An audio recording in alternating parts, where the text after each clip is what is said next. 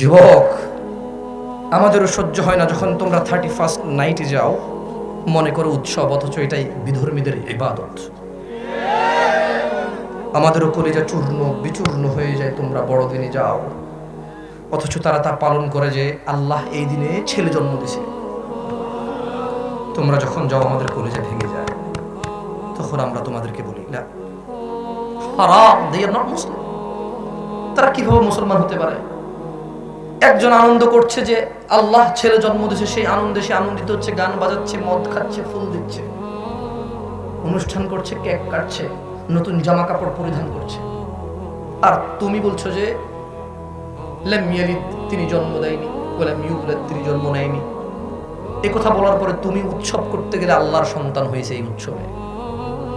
তুমি যখন এটা করো আমাদের কলিজা ভেঙে যায়, তখন আমরা আবল তাবল বলা শুরু করি, তখন আমাদের কলিজা ভেঙে যায়। যুবক, সহ্য হয় না তুমি যখন বলো যে আল্লাহ ছেলে জন্ম দিয়েছে আর তুমি আনন্দিত সেই খবরে, সহ্য হয় না।